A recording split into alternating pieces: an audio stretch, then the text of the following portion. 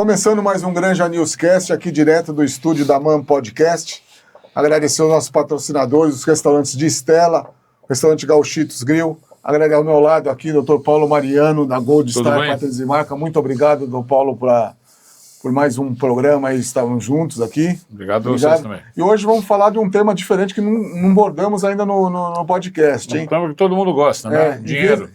Investimentos. Investimento. Ao nosso lado aqui, o assessor de investimentos, Marcelo Pucci, 30 anos de experiência no ramo, chegando agora aqui na Granja, doutor. Marcelo, muito obrigado, um prazer tê-lo conosco. Prazer é todo meu, Rodrigo. Marcelo, muita gratidão você com o seu tempo aí e poder vir com a gente. Por que investir? O que é investir, Marcelo? Investir chega a ser até uma filosofia de vida para muita gente. O brasileiro ele não tem como padrão investir dinheiro, guardar dinheiro. Mas quando o tempo passa e a idade chega, as pessoas começam a se cobrar por que eu não guardei dinheiro. E é uma tecla que a gente bate muito com nossos clientes, né? Precisa guardar dinheiro. A gente precisa balizar entre ganho e gasto, precisa ter um equilíbrio e guardar dinheiro. E o brasileiro ele não tem essa filosofia. E é algo que nós fazemos com muita excelência, né, na MPX através da Mirai Asset Brasil. A Mirai você está junto com a Mirai. A Mirai é uma empresa coreana, né? Sim, é uma corretora coreana. Ela está aqui no Brasil há mais de 12 anos.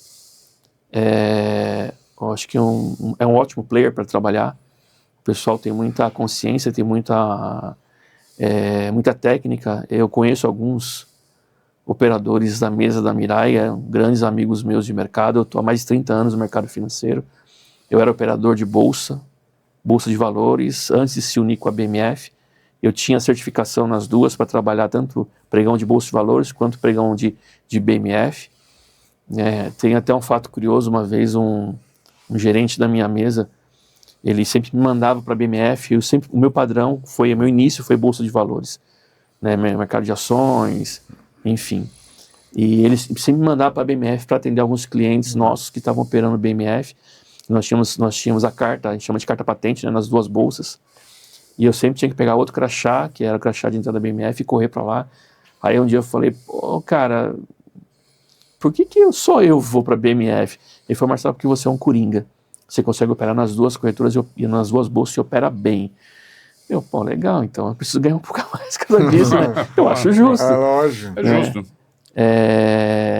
E eu estou há mais de 30 anos, eu faço Como isso. que você começou, Marcelo? O que te deu para puxar? Não, vou para esse ramo. Foi algo, sabe quando parece que Deus dá aquele tipo empurrãozinho e fala, tô te mandando para cá? Um amigo meu, que morava perto de casa, ele me chamou para fazer uma entrevista. Antigamente, com os cabelos brancos, a gente tem história para contar, né? É isso que a gente quer, né, doutor?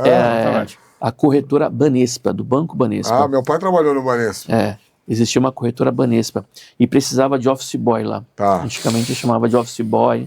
Né? E eu fui lá fazer uma entrevista, né? Não era tanto o perfil do que eles precisavam, só que naquela época os RHs das corretoras eles se conversavam. E uma corretora chamada F. Barreto, nem existe mais, que era do grupo da família F. Barreto. Eles me chamaram, acho que uma semana depois me chamaram, né, falou, Marcelo, você fez uma entrevista, não sei o quê. Eu falei, nem sei, né? Não foi com vocês. Ele falou, não, eu sei, foi no Banespa, assim, mas você é nosso perfil, vem. Eu fui trabalhar com eles, lembro até hoje que era um departamento de captação de cliente. Ligava lá, como que era? Era tudo manual mesmo, né? Era manual. E era pelo telefone. Você ligava para cliente, captava as ordens. Antigamente o mercado ele tinha muito mais investidores, renda fixa. Hoje um número é menor, mas você tinha muito mais investidores antigamente, renda fixa, tinha mais corretoras, você tinha mais divulgação. O que faz com que o mercado brasileiro não seja maior é a falta de divulgação. Vocês não veem divulgação do mercado brasileiro em bolsa, em televisão, essas coisas, muito difícil. Né? E antigamente você tinha uma gama muito maior de corretoras, de operadores e de clientes, investindo em vários tipos de papéis, em vários tipos de ações. Né? Hoje você tem um número menor. E eu entrei nesse mercado através do meu amigo. Né? E eu fui office boy, né? Eu trabalhava no centro quando você não conseguia andar em linha reta no centro. Você andava fazendo zigue-zague, porque era muita gente no centro da cidade de São Paulo. 15 de novembro, Boa Vista, né? Sim, Rua Direita, Álvares Penteado, Rua São Bento. Você não andava. Você pegar qualquer uma dessas ruas, você não andava em linha reta. Era zigue-zague, em todas elas. A Rua Direita, então, e a Rua 7 de Abril era uma coisa absurda. Você quase passava mal com falta de ar. Era muita gente. Hoje em dia você vê o centro quase... Pena, né? É uma pena. Porque o que eu entendo, as grandes empresas saíram do centro da cidade, vieram para Paulista, depois para Faria Lima, quando a Faria Lima foi expandida. Né? Hoje o centro financeiro, o centro nervoso de São Paulo está ali na Faria Lima, naquela região ali do Itaim, entre... Berrini ali, né? E a nossa corretora, a Mirai Asset, está lá. Está bem na esquina da Faria Lima com a... Esqueci o nome daquela rua agora grande. Não é Juscelino. A Juscelino. E o nosso começo foi ali, no centro da cidade. Né? Com muita gente, com muita agitação. O nosso mercado, ele era feito... Né, quando a gente fechava o negócio, a gente preenchia uma boleta à mão e colocava numa máquina que ela replicava aquilo, ela lia. Como se fosse hoje um jogo de lotérica. Sim. Era o mesmo princípio. Ela lia, né, e o negócio subia para o sistema da corretora. E a gente tinha que subir para a corretora depois do pregão, almoçar, fazer o fechamento, distribuir as operações nas planilhas. Né, era tudo feito manualmente. A gente tinha uns papéis que as ordens elas vinham em 3 vias, né? Tinha carbono no meio e tinha uma máquina grande que você carimbava, aí aparecia o nome da corretora, né? A data, o horário que aquela ordem saiu, para você ter um cronograma, né? Um tipo tempo de cada ordem, né? De cada ordem. E a gente pegava aquilo, preenchia a mão e tinha 3 vias, cada via para um departamento. Um para o financeiro, um para a custódia e outro para a liquidação. A gente chegou a sair da corretora mais de 11 horas da noite. Trabalhando mesmo, lançando. Os clientes, um exemplo, cliente pessoa física, ele manda uma ordem, você executa, lança na ordem dele. O cliente institucional, que a gente chama, que é o grande banco, o grande investidor lá de fora, quando ele tem uma ordem, principalmente de fundos, para comprar, ele manda a ordem numa tranche só. Então ele te fala, compra tantos milhões de tal papel, né, e você faz desse jeito, quero assim, que execute essa ordem. Só que essa quantidade de ações não vai para uma conta só. Ela vai para várias contas, porque somou-se vários fundos que tinham que operar aquele papel, então a gente tinha que distribuir um por um. E tinha que fazer preço médio. Então, se você comprou 1.000 ações a determinado preço, então 100 ações tem que ir para esse fundo, 50 ações para esse, 300 ações para esse, você tem que dividir isso manualmente. E, graças a Deus, por um milagre, no final do dia dificilmente dava errado, porque o pessoal era muito bom. Né? Mas quando aparecia uma cagadinha que dava uma diferença no lançamento, como que a gente conseguia achar aquilo? Aí tinha que ir um por um. Né? Então, quando a gente estava fazendo, a gente não podia ter pressa. Sim, a gente não podia ter pressa. Tinha que ser feito bem devagar. Para fazer uma vez só. Para fazer uma vez só. E saía tarde, mas a gente saía e fechava o dia. Mas, cara, eu acho que foi o melhor trabalho que eu fiz na minha vida. Ele é estressante, mas a adrenalina que ele te impõe, ele te causa prazer. Hoje você vê os caras fazendo day trade na televisão, trabalhando, fazendo operações swing trade, não sei o quê, mas é aquilo mesmo. Quando você entra, você não consegue sair. Você começa a ganhar ou perder, não importa, mas você quer estar ali no negócio. Eu tenho clientes que gostam de fazer day trade, essas coisas, mas eu sempre... D3, o que seria? Eu te pergunto porque às vezes o espectador não sabe, né? Exatamente. O day trade são 2 tipos de operações. Você tem o day trade e o swing trade. Day trade é a operação que é feita e zerada no mesmo dia. O swing trade é aquela operação que é feita num dia e é zerada em outro dia.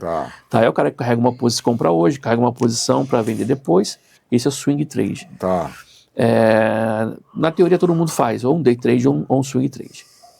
A gente fala, o que é day trade, o que é swing trade? Todo mundo faz, porque às vezes se deu um lucro grande naquele mesmo dia, você acaba zerando a operação. A não ser que seja uma posição montada para algum institucional que ele vai carregar aquela posição porque faz parte, né, da carteira de investimento que ele tem para um determinado fundo, exemplo.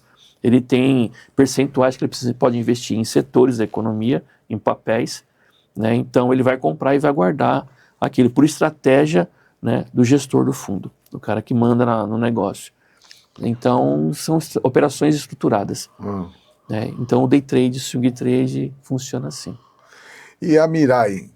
As operações que você trabalha, até para ilustrar para os nossos espectadores aí, câmbio, né? Você também trabalha, né? Sim. Na Mirai a gente tem alguns produtos, a gente chama de prateleira de produtos. Tá. Quando a gente pensa em renda variável, a gente pensa em ações, derivativos de ações, que são opções, e que são uma estratégia operacional. O cara que compra uma ação, ele não precisa ficar carregando aquela posição de ação, esperando um dividendo, ou seja lá for aumento do preço da cotação. Tem algumas operações que você consegue montar com estratégia em ações. O que eu acho bem interessante, porque você rentabiliza mais a conta do cliente, né? E você dá uma melhorada no resultado final do investimento dele. Por eu ter um tempo, né, já de experiência bem grande no mercado, eu sempre digo para meus clientes, confie em mim naquilo que eu estou te passando, naquilo que eu estou te dizendo que você pode fazer. Você não precisa fazer. Quem toma a decisão no final é sempre o cliente. Mas eu falo para você, se você fizer isso, acontece isso.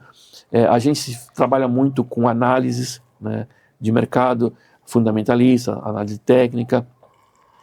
A gente, por entender o que está acontecendo na economia, o que está acontecendo hoje com o Brasil e o que está acontecendo lá fora, a gente consegue tirar um raio-x do que pode acontecer daqui 6 meses a 1 ano, ou um pouco mais para frente. Né? Você tem as grandes casas de investimento que soltam relatórios diariamente, né, sobre alguns papéis, dando call a gente chama call de compra, call de venda, ou call de permanecer com ativo. Então isso faz muita diferença na tomada de decisão do nosso cliente. Né? A gente sempre tenta alocar o cliente em ativos que fazem sentido para o perfil de investidor dele. O que é um perfil de investidor? Quando o cara abre uma conta, ele vai responder um questionário, né? E esse questionário vai alinhar um perfil do que ele é para a corretora. Ele pode ser um cara conservador, ele pode ser um cara moderado ou um cara agressivo. Então você tem esse perfil dentro da corretora traçado. E eu como assessor de investimentos, nunca posso indicar nada ou trazer, né, um produto, uma operação para o cliente que a corretora está indicando que não faça perfil dele. Eu não posso. Se o cliente entender que alguma operação que ele viu para ele faz sentido fazer, quando bate e está divergente do perfil dele de investidor, o sistema automaticamente avisa para ele: você está desenquadrando do seu perfil, você precisa assinar um termo de ciência, você está sendo desenquadrado do seu perfil. Né? Ele assina aquele termo, a operação fica lá, é tranquilo. Se ele quiser mudar, ele precisa responder. Se quiser mudar o perfil dele, precisa responder de novo esse questionário para mudar o perfil dele. Quando você fala em operações de opções com ações, ele já tende a ser um perfil agressivo. Ações já é um perfil moderado para agressivo, porque é renda variável. As pessoas ficam têm muito medo de falar em ações. Minhas ações você pode perder todo o seu dinheiro. Eu sempre falo pro meu cliente assim: quantos anos você tem? Eu pergunto para ele. Quantas vezes você ouviu falar que o Banco do Brasil quebrou? Ou que uma Petrobras quebrou? Ou que uma Vale do Rio Doce quebrou? Ou que uma CEMIG quebrou? Né? Então você traz à memória da pessoa que a empresa que ele está falando tem mais idade, tem mais tempo de vida do que ele às vezes. Né? Então boas empresas, né, tendem a ter maior alocação de recursos. Então a Bolsa ela tem um padrão, né, para que as empresas recebam, são certificações. Né? Quanto maior a transparência dela para com o mercado, tanto em pagamento de dividendos, né, ou ela está no setor que ela atua, ela está ajudando, né, a diminuir o impacto que ela causa. Exemplo, uma Vale tem que diminuir o impacto que ela causa na natureza. Então, quanto maior for essa transparência da empresa, ela recebe essas certificações da Bolsa, esses reconhecimentos, são selos. Então, são empresas que, dizemos assim, na teoria, você fica mais tranquilo em investir do que empresas que não atendem esses requisitos. Então, eu sempre falo para meus clientes, não é só investir, é como investir e aonde investir. A gente sempre precisa trabalhar com a ideia de que dinheiro não aceita desaforo. Sim. Não aceita. Se você não souber alocar o seu dinheiro de uma maneira inteligente, você vai perder dinheiro. Né? Se você faz uma operação que ela tende a dar errado, ela vai dar errado. Você tem sempre que proteger o teu patrimônio. Às vezes, o cliente ele pode fazer uma operação de risco em determinado momento que não vai expor o patrimônio dele a um tal ponto que ele sofre um dano. Né? Quando o cliente ele chega para informar, Marcelo, eu quero fazer um pouco de renda variável, eu quero expor um pouco de risco na minha carteira. Faz sentido? Faz, porque às vezes você tem um ganho bem acima do normal que você teria em outras operações. Eu não deixo de indicar ações para ninguém, porque eu entendo que ações são um bom investimento. De médio e longo prazo, de um ano para frente, você tende sempre a ter bons resultados em empresas sadias financeiramente, empresas que têm bons retornos e principalmente empresas que trabalham e atuam em setores da economia que vão muito bem, obrigado. Quando você fala de empresas que fazem transação com o mercado internacional, são empresas que normalmente vão muito bem. Se você olha o nosso agro, a gente também trabalha com agro na corretora, né, você olha o nosso agro, ele é digamos assim, que é um dos carros-chefes da economia brasileira. Né? Sim. Então a gente sempre tem que parabenizar o agronegócio do Brasil, porque eles sempre mandaram muito bem, mas muito bem mesmo. A gente tem ganhos aí em performance de produção de alimento, em soja, em café, né, em açúcar, em boi, tudo isso a gente tem sempre que entender que é o Brasil. O Brasil, ele tem produção de petróleo? Tem. O Brasil tem tecnologia? Tem. Mas o nosso forte, aquele que sempre é lembrado, é pelo agro. Então a gente tem um carinho muito grande pelo agronegócio no Brasil. Né? E a gente tende sempre a entender o cliente, por exemplo, o cliente do agro, quando ele precisa fazer o trâmite de pegar a produção, seja de soja, e fazer todo o transporte via terrestre para depois chegar no porto e ser embarcado, por exemplo, para a China, você tem aí uma média de 30 a 45 dias entre sair daqui do produto, receber na China e a China pagar, que é o câmbio que Sim. nós fazemos, que o nosso cliente faz. Então você tem esse trâmite. Existe operação em cima disso, de trava com dólar, porque quando você vende, um exemplo, se eu vendo dólar, se eu vendo meu produto baseado no dólar a R$5, tá? Quando eu receber o pagamento aqui, o dólar pode não estar mais a R$5, ele pode estar a R$4,50 ou a R$6. Sim. Então eu preciso fazer uma operação de câmbio, eu preciso vender um contrato de dólar que seja equiparado com aquilo que eu estou fazendo de transação comercial lá para fora. Então são N operações que falando fica difícil explicar todo o seu conteúdo. Claro. Mas o Brasil ele é muito forte nessa área. Né? Quando você pensa em sistema financeiro brasileiro, o nosso sistema financeiro é um dos melhores do mundo. Né? Ele é muito bem blindado. E a gente entende que o Brasil tem tudo para crescer. E por que não crescer investindo? A gente tem empresas maravilhosas aqui. A gente vê o nosso varejo sofrendo muito, porque a gente perde muito em competitividade com os produtos que vêm lá de fora, por causa de preço.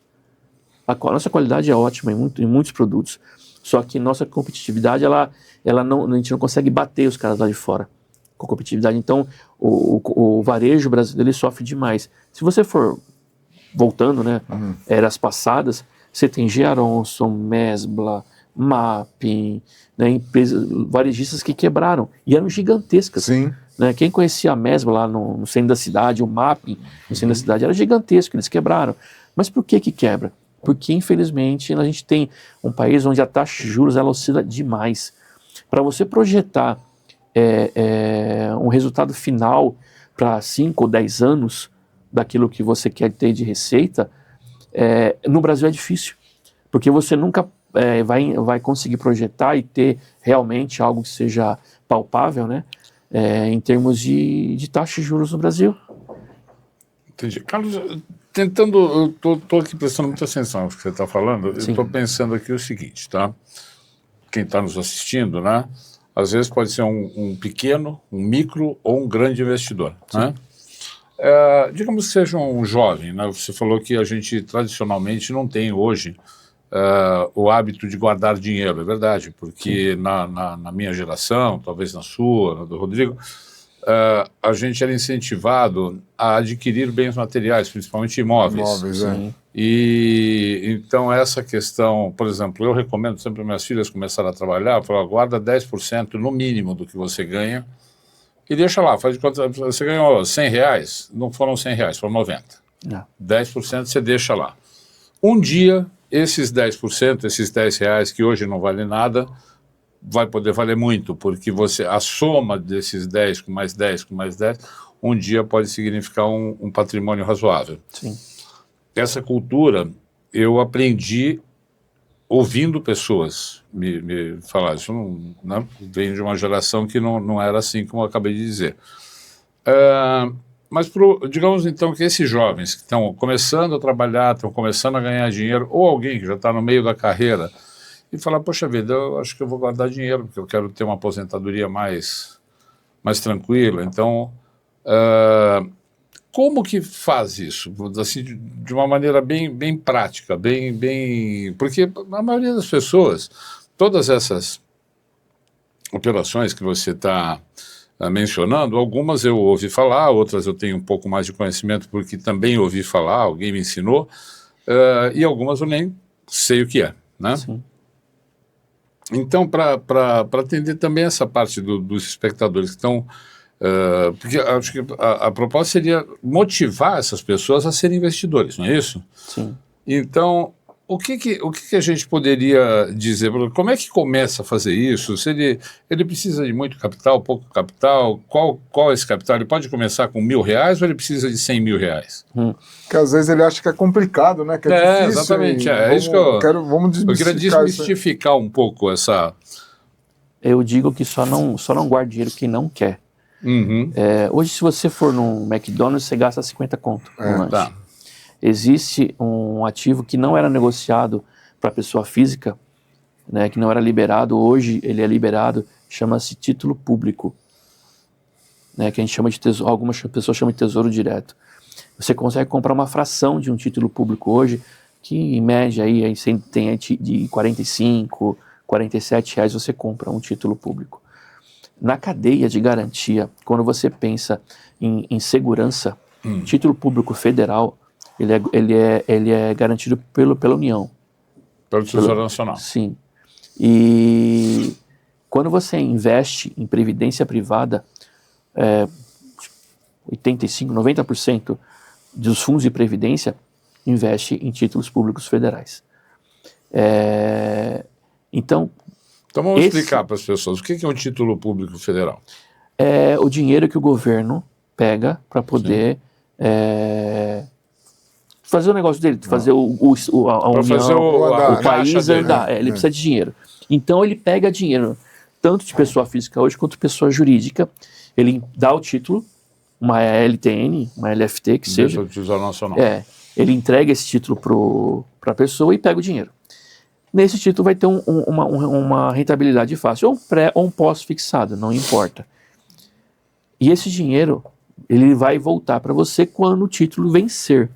De 5, 10, 15, 20 anos. Você tem título aí até 2050, você tem título lançado. Então, essa cadeia que o governo hoje liberou, essa cadeia de negócio, hoje uma pessoa com 50 reais consegue investir. Então as pessoas elas têm muito medo de investir dinheiro para perder. E normalmente quem tem medo de perder, perde. Por que ela perde? Porque ela não investe. Você não pode ter medo de ganhar dinheiro. Você já viu alguém ganhar dinheiro com medo de ganhar dinheiro? Não consegue, ninguém faz isso. Tá, mas vamos dizer, a pessoa comprou aquela LTN lá. Sim. E perdeu o dinheiro. Como? Existe aí um momento que um título público, se você resgatar ele antes do vencimento, você acaba perdendo dinheiro. Por quê? Porque o mercado ele tem a gente chama de... é um mercado de balcão. Sim, não, aí dá para entender, porque, é claro, se você comprou um título você pede para mim, não, Paulo, eu preciso de R$1.000. Aí eu falo, tá bom, mas quanto tempo? Você fala 30 dias. Aí você chega depois de 15 dias e quer receber o dinheiro, eu vou falar, poxa, não, vai ter uma... Porque eu vou estar quebrando aquele contrato. É o que acontece com a LTN. Se o cara colocou lá, tanto pré como pós-fixado, para 10 anos, é 10 anos. Ele tem que sentar na cadeira e ficar quietinho lá esperando 10 anos. Título público foi feito para você investir, deixar o dinheiro lá não Paradinho. mexer. Quer Só dizer, pegar parar do modo de falar. Ele Deixa vai ele quieto rendendo. lá. Tem que Ele vai esperar render. o vencimento. Então, o que eu sempre digo, Paulo? Quando você quer investir, você tem que investir diversificando o seu portfólio. O que é isso? Você pega R$100, você coloca metade disso ou tudo em título público. O mês que vem, quando você pegar mais R$100, não ponha em título público. Põe em outra modalidade. Põe em outro título privado, né, que você consiga ter uma rentabilidade parecida. Chegamos onde eu queria. Sim. E aí é que entra a Mirai. Sim. Quer dizer, eu tenho dinheiro lá. Chego para você e falo assim, ó, mês passado eu tinha 50, você me falou, comprei título público. Tem mais 50 aqui. E agora, onde vamos? O que eu vou fazer? É essa assessoria que vocês dão. É isso? Fala, olha, tem isso, a nossa indicação é essa daqui. A gente vai respeitar o perfil do cliente. Claro. Se ele pode investir naquele produto. A gente vai sempre trazer para ele um produto que seja adequado ao nível de investimento dele. Se ele faz uma diversificação de carteira, título público, CDB, uma LCI, uma LCA. O que é LCI? Leite de crédito imobiliário. Sim. LCA, leite de crédito do agronegócio. Então você está incentivando setores da economia com o seu dinheiro. Né? Existem alguns títulos que, exemplo, a LCI e a LCA não tem imposto de renda, mas eles pagam menos que um CDB. Se você pega uma debênture, existem diferenças de debêntures, exemplo, uma debênture incentivada é aquela que não cobra imposto de renda, porque é um setor da economia que vai investir, tipo, por exemplo, vai aumentar um porto, né? Lá no Porto de Santos, os caras vão investir lá, vai aumentar o porto. Isso deveria ser um trabalho do governo. Não faz, então, a iniciativa privada faz. Então, existe, né, uma compensação para você. Você vai pôr dinheiro aí, não vou te cobrar imposto em cima disso. Então, você tem N produtos de renda fixa para investir. Você tem, não existe um e início isso do cliente. Vocês vão indicar para o cliente? Eu vou trazer para ele o que existe. O que eu faço, Paulo? Eu nunca chego para uma pessoa que a gente chama de prospect, né, um cara que eu quero trazer para minha base para ser meu cliente. Eu vou conversar com ele, eu vou entender qual é a necessidade dele e aonde ele quer chegar com os investimentos dele. Marcelo, olha, eu não gosto de risco. Não gostou de risco, renda variável, eu já ponho de lado. Marcelo, ó, eu tenho isso, eu tenho aquilo, eu tenho minha família, eu quero ter uma aposentadoria, eu quero ter um dinheiro guardado que eu possa, né, receber ele de uma vez só ou não, o que eu preciso fazer. Então eu vou primeiro entender a necessidade do cliente. Isso é o perfil que você falou lá no começo. Você esse formou o perfil, eu traço, lá, né? Esse perfil eu traço para poder trazer depois para você, num segundo momento, né, o que eu entendo ser mais adequado para você como investidor. Aí você fala, Marcelo, eu queria colocar nesse. Você fala, ok. Então esse seu perfil, esse produto aqui não é tão indicado, tá? Mas se você quiser vai ter que mudar o perfil, mas não é tão indicado. O que para você ser um produto indicado são esses aqui. Então eu trago para o cliente. Essa assessoria você que traz tudo. E o mais legal é que vai lá no seu escritório aqui na Granja Viana, né? Não é nada... É olho no olho, né? É aqui pertinho. Marcelo. Eu falo que antigamente eu saía da minha casa e chegava lá onde eu estava, na Vila Mariana, demorava 1h30. Não aguentava mais tanto trânsito. Abrimo, me diz uma coisa. E a garantia que esse investidor vai ter? Porque isso é muito importante. Eu estou perguntando coisas que eu estou imaginando aqui que o pessoa que está nos assistindo está pensando lá, né? Fala, poxa, tá bom, eu peguei meu dinheiro, fui colocando lá mês a mês, né? Passam anos, né? Como que funciona a garantia desse dinheiro? Você falou, letra do CDB é garantido pelo Tesouro Nacional, é isso? O CDB é um título privado. É título privado. Então a LTN que é garantido pelo Tesouro Nacional. Isso. Tá, que é letra do Tesouro Nacional. Quando você fala em título público, sempre federal. Sempre federal. Esses são garantidos pelo Tesouro Nacional. O CDB ele é um título privado. Então a garantia dele é feita por uma instituição. Banco, né? Sim. Os bancos lançam. O banco sempre fala dele, né? Certificado de depósito bancário, se não me engano. Isso. Você tem financeiras que lançam alguns títulos também, mas, enfim. Existe uma instituição chamada FGC, Fundo Garantidor de Crédito. Essa instituição tem N parceiros que depositam dinheiro lá para fazer garantia dos títulos que eles lançam no mercado. Então, se você pegar um exemplo, um CDB, o CDB tem garantia de R$250 mil, não importa quem seja o emissor. Sim. Né? E quem que garante isso? É o Tesouro Nacional? Não, o FGC. É o FGC, que garante, Fundo Garantidor de Crédito. Tá. É uma instituição privada. Tá. Né? Ele que garante sua aplicação É como nesse se tivesse título. um clube de bancos, tá certo? Aí Sim. quebrou um. Sim. Os outros vão pagar esses títulos dentro dessa qualificação, dentro dessas É como se fosse um características. seguro. É um seguro. É Tá, como se fosse um seguro. Que é bancado pelos bancos mesmo, pelos próprios bancos. Então, até 250 pau você está garantido com aquele CDB. Tá. O que eu digo muito para meus clientes é nunca coloque todo o teu dinheiro num único lugar. Sim. Nunca faça isso. Várias a não operações. ser que você tenha Nunca coloque os ovos numa muita mesma certeza que você cesta. está fazendo. Às vezes o cara acerta o pé e acerta bonito. Né? Ele quer comprar uma ação e compra tudo aquela ação, não fala para mim e dá certo. Né? Não, mas é sorte, né? É sorte, Quer Paulo, dizer, mas é sorte de ter escolhido aquilo que tecnicamente estava correto. o que eu digo muito, principalmente para os meus clientes, né, para os meus amigos mais íntimos, se você quer ficar bom em alguma coisa, você precisa estudar. Ninguém chega aqui, eu ouvi falar, o fulano não sei aonde, na internet, falou que é para comprar tal papel. Não faça isso. O que você tem que fazer? Às vezes você está dando saída para os caras. Você está comprando um negócio que daqui a pouco vai desabar na tua cara.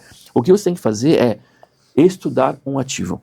Você tem que namorar aquele papel, acordar, ficar olhando para ele, a oscilação dele, quanto que ele vai e volta, quanto que ele negocia no dia, né, em termos de ações, se 1 milhão, 2 milhões, 3 milhões de ações negocia no dia, né, a flutuação dele comparado a outros ativos do mesmo setor, comparado se de repente ele faz parte do índice Bovespa, né, que tem algumas ações que fazem parte da carteira teórica do índice Bovespa. Então ela reflete a oscilação desses ativos. E às vezes o índice está subindo e esse papel não está subindo tanto. Se for um problema, for algo pontual, exemplo de uma saída de alguém grande desse papel, ele vai subir depois junto com o índice. Então nesse momento, eu que namoro esse papel, sei que isso vai acontecer. Eu vou comprar esse papel. Sim. Mas, Paulo, isso aí não seria porque isso aí é o aluno genial, né? O aluno que fica estudando. Esse aí não é a Mirai.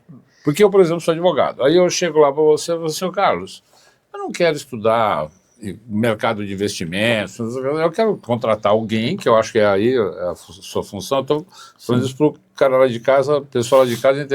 Então, confio em você, confio na Mirai. Olha, eu tenho aqui X reais, tá? Pode ser 10 reais, pode ser 1 milhão de reais, e eu quero que você aplique isso de uma maneira segura. Eu não quero correr risco de perder nem R$1, tá? Então você vai fazer uma aplicação conservadora, que eu acho que o mercado fala, não é isso? E aí você vai traçar, quer dizer, agora, onde investir, qual título comprar, em que quantidade, com qual variação, esse não é o trabalho da Mirai? Sim, é o trabalho da Mirai, trazer para o cliente a melhor solução para ele financeira.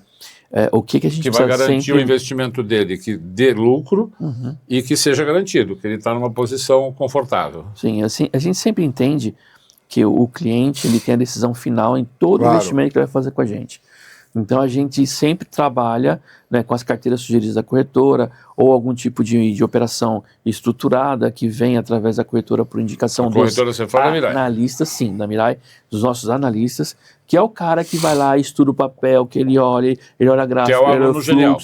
Sim, tá cheio de gêniozinho lá trabalhando. É o cara que olha o balanço da empresa, ele fala, sabe aquele cara que pega assim uma lupa e começa a olhar dentro do balanço da empresa e fala, mano, essa empresa está muito boa e o mercado não está vendo. O setor que ela atua está em expansão.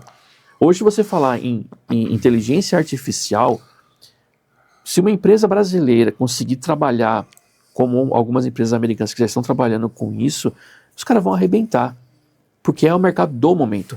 Às vezes você fala, né, nas startups, né, empresas pequenas que estão começando agora, então são ramos da atividade econômica que a gente sempre tem que olhar com muito carinho. E a gente perde algumas oportunidades às vezes porque a gente não quer fazer esse serviço. Posso e na voltar Mirai um pouquinho? nós fazemos, sim. Tem aqueles gênios lá da Mirai. Agora, tem, por exemplo, de outras empresas, né, que estão no mercado, outras corretoras, algumas que são de bancos, né, e que também tem os caras lá. Como que chama? Os nerdzinhos lá, né? Os caras que ficam estudando e tal. No comum, né? Como que existe algum ranking no mercado que fala assim, a Mirai está em tal lugar, ou apresentou mais resultados do que a ABC Limitada? O mercado ele tem muito ranking de corretoras que tem mais clientes ou que cobram menos corretagem, né? Eu não entendo como sendo um serviço bem feito. O que acontece na Mirai? A Mirai é diferente. A Mirai nunca trabalhou com varejo, né? Ela nunca foi muito focada em varejo, por causa do câmbio dela, que sempre foi muito forte, institucional, grandes clientes. Sim. Hoje a Mirai trabalha com o varejo, que são clientes pequenos, pessoa física, mesmo que sejam empresas, o microempresário. Né? Então a gente está focado com esse tipo de cliente. Ou seja, esse vocês só público-alvo. atendem pequenos clientes. Sim. E A gente pessoa física atende o também. Porque junta todos pequenos, dá às vezes mais do que um grande, né? A nossa mesa, se você precisar resolver um problema ou qualquer coisa que você for resolver ou precisar de um help, se você ligar lá, alguém vai te atender. Sim. Você não trabalha com nada eletrônico na Mirai. Não tem musiquinha esperando. Sim. Alguém vai te atender. É o que eu falo que é o maior diferencial. Bacana isso, porque eu detesto, por exemplo, você liga lá e fala com uma secretária de inteligência artificial. É horrível isso. Quer dizer, pelo menos, não sei se eu estou desacostumado, estou ficando velho, não sei o que é, mas eu, pelo menos, Também não gosto. É o chamado ganho em escala, né? Mas quando você trabalha, você mexe com o dinheiro das pessoas, eu acho que você tem que ser Mais claro, né? mais Transparente. claro Mais e mais pessoal. pronto possível a atender o cara. Pessoal. Porque às vezes o cara cometeu um erro operacional, ele precisa resolver aquilo na hora. Se você não resolver, pode criar um prejuízo para Quem ele. cometeu o erro operacional? O cliente, investidor? O cliente ou o investidor. Né? Às vezes ele está lá operando, porque a nossa plataforma tem um sistema chamado Home Broker, que você, quando abre conta, você consegue, você tem acesso a ele e você mesmo pode fazer suas operações, tanto em renda variável como em renda fixa. Você faz tudo pela plataforma Home Broker da Mirai.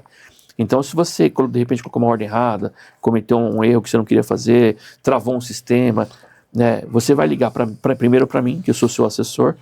Se eu não conseguir resolver na mesa, eu vou ligar para a corretora vai me atender. Tá? Eu nunca deixei nenhum cliente meu esperando. Tá? E se acontecer de eu perceber que o problema é um problema que vai demorar, eu falo para o cliente, vai ter que esperar. Sim. Tá? E aí decide se ele quer Você esperar. vai ter que esperar, porque realmente esse problema não se resolve com um apertar de botão. Sim. É algo mais complexo. Me liga daqui meia hora, Sim. ou eu te ligo daqui meia hora. E eu sempre trago ou uma resposta positiva ou negativa para o cliente, mas eu trago. Porque quando você mexe com o financeiro da pessoa, você está mexendo com o futuro dela. E você não pode impactar o futuro dela, nem mudar o futuro daquela pessoa. Se ela traçou um futuro, ela vai ter que alcançar aquele futuro. Sim. Já teve casos de eu pedir para o cliente não fazer a operação que ele está querendo fazer. Mesmo que ele gerasse mais corretagem para mim. Sim. Porque eu vivo disso. Claro. E eu falo, não faça essa operação. Pô, Claro, mas eu se o quero marido fazer. perder, você vai perder o cliente. Então você vai perder dinheiro, não vai ganhar. Pô, se ele quebrar, e pior, ele vai quebrar e vai falar, você não fala vai mal de sair mim. falando, Eu falei, pô, meu amigo, eu não tô te entendendo. Você que fez, porque você quis o te pedir para não fazer, você fez e vai falar mal de mim ainda. Essas modernidades, eu vou te falar na minha especialidade, né, de advogado, hoje é muito fácil, você tem um processo, né, você entra lá no TJSP, consulta processos, tal, cadastrou seu CPF, você vai ver. Você é parte, não tem alguns processos não, porque correm segredo de justiça por algumas razões, tá? Mas eu tenho um caso hoje. Outro dia eu dei risada, o cliente é meu amigo. Eu falei, nossa, você está de brincadeira comigo. Pô, 8h10 da manhã, o cara me liga e fala, você já viu o despacho que saiu no processo? Eu falei, não, nem acordei ainda. Estou acabando de acordar, não tomei café. Não, mas você precisa ver lá. Então, o despacho tinha saído, aquele foi disponibilizado logo de manhã, de madrugada, não sei que horas, né? 8h10, o cara já está me ligando. Não dá tempo, eu tenho que ler o despacho, tenho que tomar conhecimento, ver o que vai fazer. Né? Aí vem a segunda pergunta, que é essa de... E agora, o que a gente vai fazer? Eu falei para ele, não sei, eu preciso estudar. Eu preciso ver o que foi. Preciso ver o que aconteceu e depois eu te posiciono. Pelo amor de Deus, é urgente, me liga. Quer dizer, então, isso coloca as pessoas, a culpa não é do cliente, nem minha, é que põe as pessoas num grau de ansiedade. Então, fica imaginando você lá, o cara às 8h10, escuta. Hoje todo mundo fica um imediatismo, né? Exatamente. O cara fica acordado de madrugada porque ele não dormiu, sei lá por quê. E aí ele vai te questionar logo cedo. Fala, você viu? Ouvi dizer, saiu no jornal ontem que tal coisa aconteceu, isso não vai impactar meus investimentos, né? O cliente uma vez me ligou 2h da manhã. Eu acordei assustado que ele foi tocando. E eu fui atender ele e falei, o que está acontecendo? Não, Marcelo, porque saiu no dinheiro da minha conta, isso aqui. Eu falei, meu amigo, é uma operação normal, o dinheiro volta para sua conta depois, você fez uma operação estruturada, não sei o quê. Eu tomei um susto, velho. E para dormir depois, cara? Pois é. Eu falei, não acredito. Pois é. Mas é assim, o cliente, ele precisa ser levado muito pela mão. Você precisa mostrar e entender a necessidade dele e quais são as limitações dele.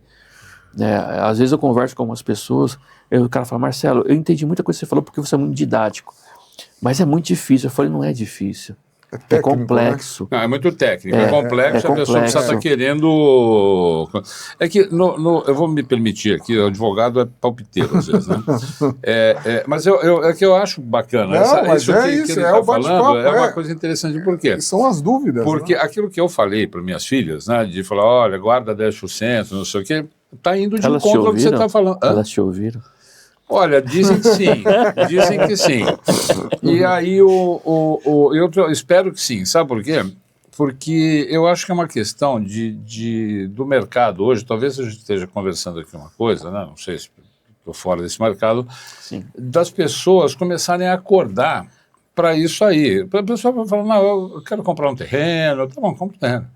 Mas tenha lá uma reserva, né? Consulta uma empresa como a Mirai, ou seja, um consultor de investimentos. Para abrir o leque, né? Abre o leque, quer dizer, aquele negócio que você mesmo falou, né? Não dá para colocar todos os ovos numa cesta só. Se essa cesta cair, tchau ovo, né? Não tem mais, não tem gemada mais. Então, abrir isso para os jovens, porque eu acho que hoje o jovem está muito afastado desse... Eu não vejo, pelo menos... E olha que eu falo com todo tipo de gente, de diferentes níveis sociais, culturas. Eu nunca ouvi falar. Te confesso que acho que nos últimos 20 anos, a primeira conversa que eu estou tendo nesse nível aqui, bom, sobre investimentos, é agora aqui. Nem meus amigos falam não, isso. Eu acho que é a cultura também, né? Sim. É aquilo que você falou no começo, né? Educação, a gente foi criado uma só questão cultural. Eu acho que em outros países, né? não sei como é que eu vou até prestar atenção. O que você acha? Eu tenho conhecidos que eles vestem muito imóveis. E eu já tentei trazer muitos para trabalhar comigo. E eles, não, eu não quero, porque eu invisto em imóvel. Eles acham o imóvel mais seguro. Eu falo, eu não discordo de você. Você está certo. Uhum. Imóvel é sempre... Terra vai ser sempre terra, imóvel vai ser sempre imóvel. Mas só pensa comigo um pouquinho. Se hoje você tiver algum tipo de problema em termos de liquidez no mercado imobiliário... Exatamente, é isso que eu ia falar. E você precisar de dinheiro rápido, o que você vai fazer? Vai vender o imóvel, pode demorar 6 meses para vender o imóvel. E vender barato ainda. Você tem que queimar o imóvel. Né? Eu falo, você já pensou em diversificar um pouco o teu patrimônio? Porque precisa. Quando você diversifica, você minimiza risco. E você aprende a trabalhar com outros produtos. Não existe um produto correto para você investir. O que existe são produtos versus riscos versus rentabilidade. Quando você pensa em muita rentabilidade, você aumenta o risco. Quando você aumenta muito o risco, você também pode aumentar muito o teu retorno. É bom risco? É bom. É bom você ter 10% de risco na sua carteira? É bom. É bom você ter ações na sua carteira? É bom. Aí eu entro e falo para o cliente, olha, vamos estruturar um pouco mais essa operação sua, fazendo algumas operações estruturadas em cima do que você tem de ações, para aumentar o retorno, que a gente chama de dividendo sintético, em cima das suas ações. Quando eles entendem e começam a fazer, eles adoram. Porque começa a trazer 2%, 3% a mais do que ele teria na carteira, e esse dinheiro que entra a mais, ele pode colocar ou no CDB, ou seja aplicação de renda fixa que for, ou comprar mais ações. E aumentar, a gente chama de o efeito bola de neve. Quanto mais ele vai girando, mais ele vai crescendo. Agora, risco é sempre risco. Nunca opere maior do que o seu risco permite. 10, 20% no máximo. Eu não permito que o cliente entre com risco muito grande em algo que ele nunca se expôs. Porque quando a primeira pancada que ele toma, ele desespera e vai embora. Então não faça. Eu falo mesmo, não faça. Eu estou te dando porque eu já fiz para mim e perdi dinheiro. Então eu nunca indico nada para o cliente que eu nunca compraria para mim. Uhum. Eu nunca invisto nada que eu nunca investiria para mim. Já me pediram, quando saiu os bitcoins, acho que custava R$200. Vieram me oferecer ela. Eu falei, mano, você tá doido? Não tem garantia, não tem nada, não tem lastro, velho. O que garante um ativo é o lastro que ele tem. Tá pondo dinheiro, né? E eu não comprei. Errei. Não devia ter comprado, porque o risco para mim não fazia sentido nenhum, doutor Paulo. Mas nenhum. E as pessoas, não, porque Bitcoin, meu cliente, eu achava que quero comprar Bitcoin. Eu falei, a bolsa hoje tem fundos que operam Bitcoin, opera. Eu não vou te indicar operar Bitcoin, porque todo mundo fala quando ganha. Quando perde, ninguém acha o pai da criança. Ninguém fala, exatamente. Quando perde, todo mundo vaza. Você nunca viu ninguém falando, perdi R$1 milhão em Bitcoin. Você não acha essa pessoa falando. Você acha a pessoa falando, ganhei R$1 milhão com Bitcoin. Todo mundo enche o peito para falar. Mas nunca perde. Então, essas duas faces... Desculpa te cortar, tem um rapaz aí que está preso, inclusive, né, que arrecadou aí, acho que 3 bilhões de reais, né, de investidores, né, não sei se é de reais ou de dólares, acho que é de reais. Vamos deixar a conta barata. O cara está preso, o nome dele está na coisa, inclusive prenderam a mulher dele também. Eu não vi o nome de um investidor, é exatamente o que você está falando. Não tem um investidor lá que falou, João da Silva, foi um dos que entrou aí. Até porque eu acho que o investidor não quer falar, né? Não quer passar vergonha. E não é vergonha, ele foi enganado. Não, depende do cara também, do investidor, às vezes não pode nem aparecer. Né? Não pode nem aparecer. O mercado financeiro tem essas coisas. Mas o que pode aparecer também não quer. Sim. É vergonhoso às vezes, né? Mas eu acho que se o assunto fosse menos místico, né?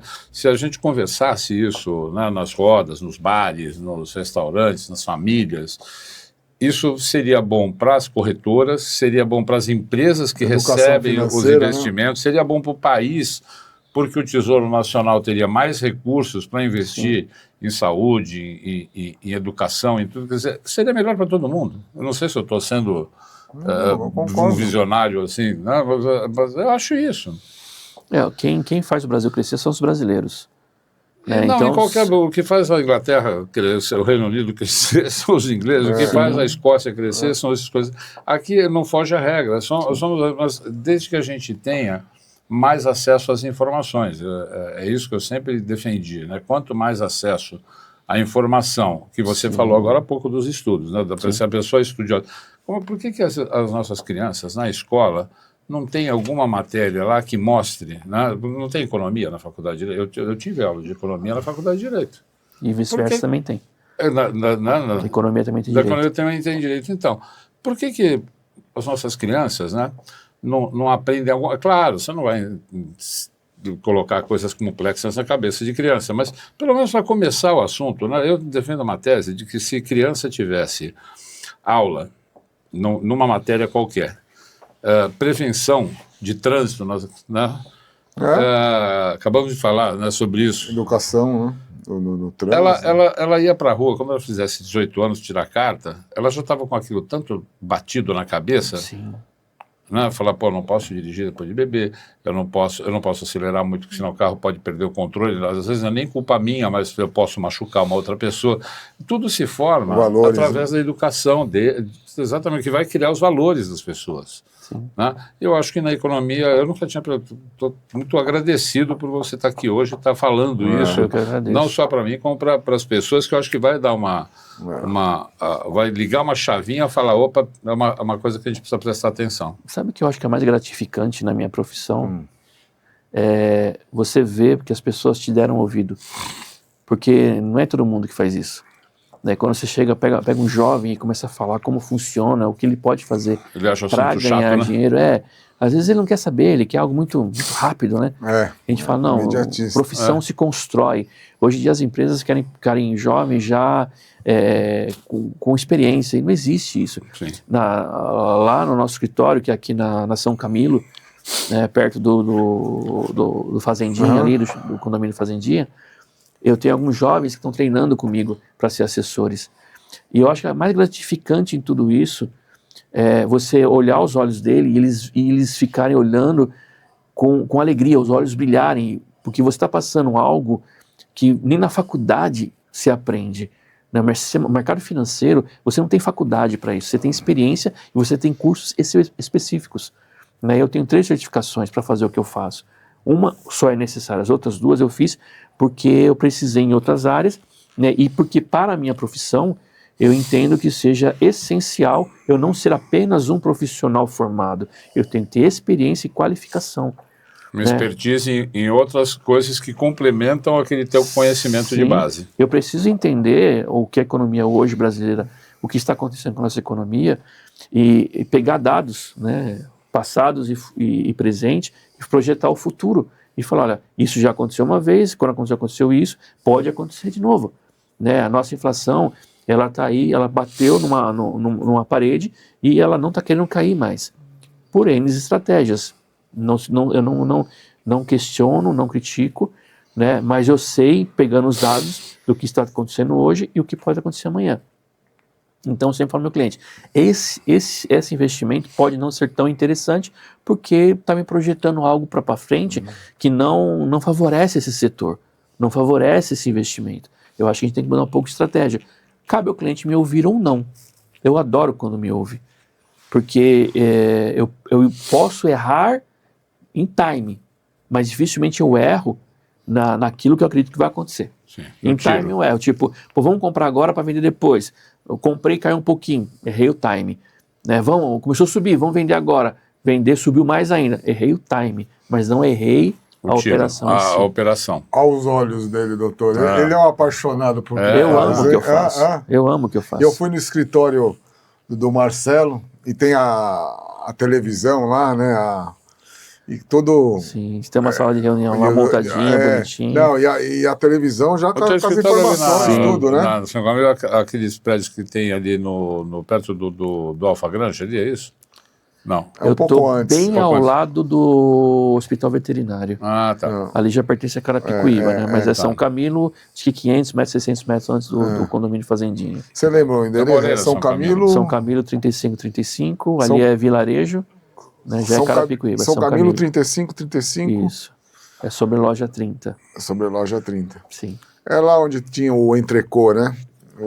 Aquela lojinha do entrecô, aquele predinho amarelo, né? É. E o mercado hoje brasileiro, como que tá? O que o mercado entende hoje é que o governo ele precisa logo estancar essa sangria de gasto, né, e implantar logo essa política fiscal. Ele precisa fazer isso.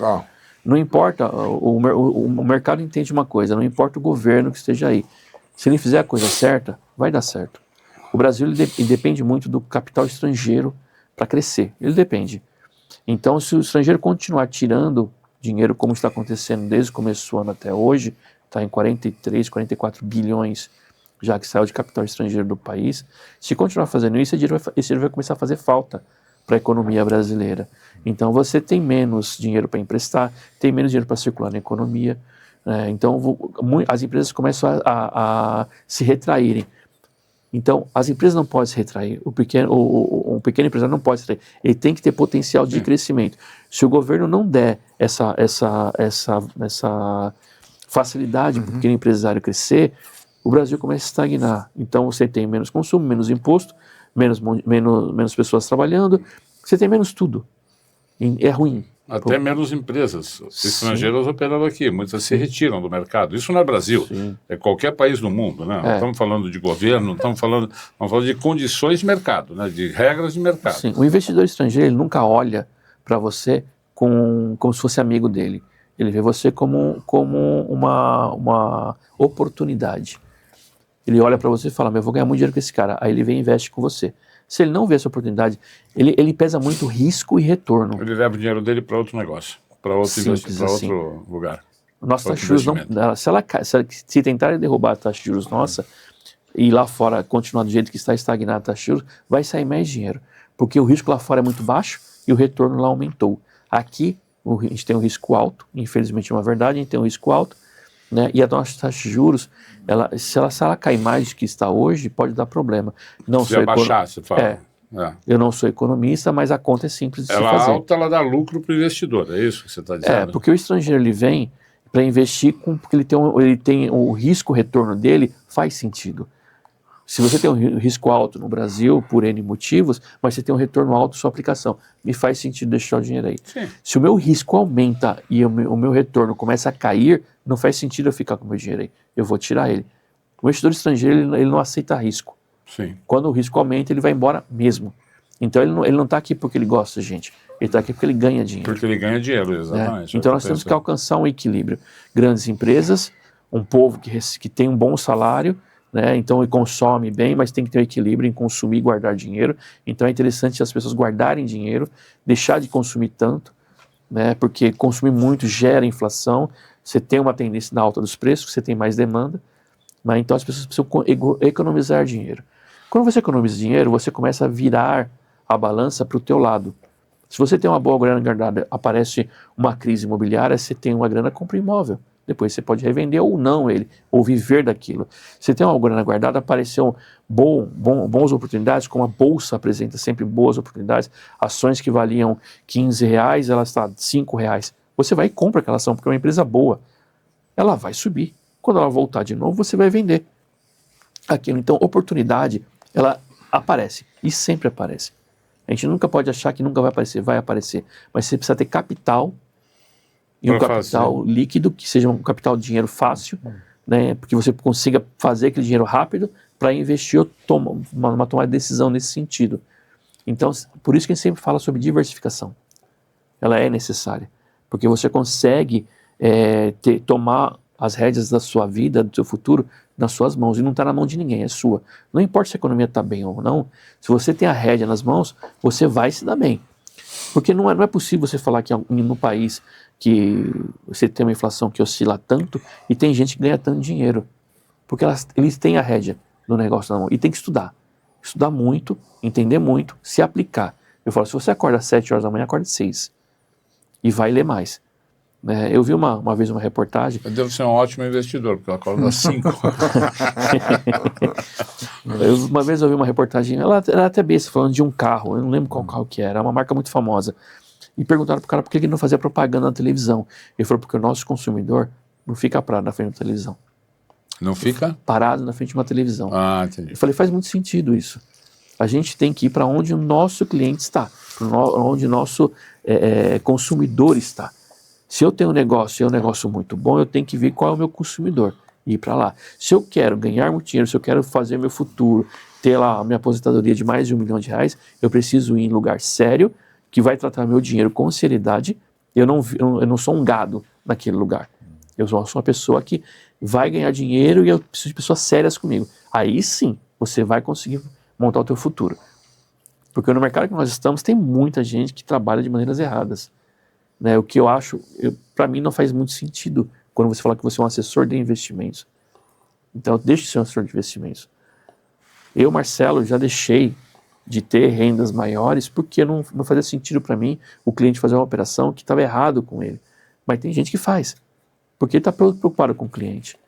E as pessoas saem feridas. Mas isso é aquilo que você falou, muitas vezes você deixou de ganhar dinheiro. Algumas vezes, né?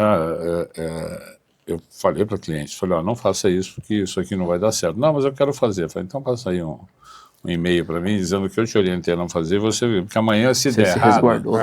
eu tenho aqui, vai que você não está aí, né? Você saiu da empresa, né? É um executivo da empresa. Então, e isso aconteceu, inclusive, com uma grande empresa aqui, depois um executivo lá, o diretor do jurídico, né? É um grupo grande. Poxa, mas vocês vão cobrar para fazer o negócio e tal? Eu lembro, você contou essa. Eu falei, vamos, tal. Pô, mas como vocês vão cobrar, não sei o quê, E aí eu falei, não, mas E o cara me questionou, falou, mas você falou que era? Eu falei. Essa parte eu nem te contei, mas tem lá. Eu tenho aqui um e-mail que eu passei para tal pessoa na época, tal, que mudaram os donos do negócio. Como um advogado, você se resguardou. Eu me resguardei. Mas eu falei, é triste você falar, eu não tive problema por causa disso, mas é triste você ouvir um negócio desse porque o cliente fez merda. Desculpa o termo. Não, mas ele fez besteira. O patrimônio é dele, o caso é dele, eu sou o operador do caso, eu sou o consultor, né? Ele tem o direito de fazer assim, como se o caso, amanhã você chega para um investidor e fala assim, olha, não faça isso, acho que seu risco aqui está acentuado demais, você corre o risco, o dinheiro é meu, eu quero fazer. Opa, não tem problema. Passa um e-mail para mim, uma mensagem de WhatsApp, né? Tá tudo certo. Amanhã dá errado, você vai, avisa aí. Mas a confiança que você passa para os clientes, isso não tem preço. Não. Então, onde você tiver, Marcelo, você leva. Quando faz isso aí o cara tem mais confiança do que o cara fala, peraí, você tá pedindo, porque ele está com muita certeza do que ele está falando. Então, acho que eu vou... Agora, às vezes o cara quer fazer, tem outro interesse, enfim. Marcelo, já estamos chegando no final do programa. teve alguma coisa que nós não falamos, que você acha que é legal falar? Eu acho que se a gente for ficar falando aqui, não vai ter programa que cai. Né? Mas vamos E chamar... como que as pessoas que estão vendo o programa podem entrar em contato com você? A gente tem o Instagram, @ investimentos MPX. Investimentos? @ investimentos MPX. MPX. Que é a minha empresa, que é contratada da Mirai Asset. Tá. Né? Ou pelo nosso telefone celular, que é o 11 95735 2659. De novo? 11 95735 2659. Muito bom. Não, e Marcelo, se você quiser deixar uma dica aí para nossos espectadores aí sobre investimento, a hora é essa. Olha, dica eu só dou depois de uma boa conversa com o cliente, mas a gente acredita que a economia brasileira vai melhorar. Tá. A gente só tem que ter um pouco de paciência e não se expõe a risco. Não. O que nós estamos tendo hoje na nossa economia é algo muito pontual. E eu acredito que investimento hoje, se você for fazer uma renda fixa, faça ela em pós-fixado, porque a gente não sabe para onde vai a nossa taxa Selic. Então tem que ser pós-fixado. O pré-fixado agora não é tão interessante quanto o pós. O pós eu flutuo junto com a taxa. O pré eu fico travado. Se subir, eu me enrosco você não todo. ganha. Se cair, eu me dou bem. Mas, se eu penso em ter um patrimônio futuro, eu tenho que navegar junto com a maré. Eu não posso ir contra ela. Então, pós-fixado aí. Marcelo, muito obrigado, muita gratidão. Eu que agradeço. Obrigado. Doutor Paulo, obrigado. Mais um programa hoje diferente, investimento. Muito diferente. Muito obrigado, Marcelo. Você foi realmente um aprendizado preciso. aí. Gostei de tudo que eu ouvi aqui. Gostei muito de conversar com vocês. E agradecer também os nossos patrocinadores, a Gold Star Patentes e Barcos, aqui com o Dr. Paulo. Agradecer muito o carinho dele.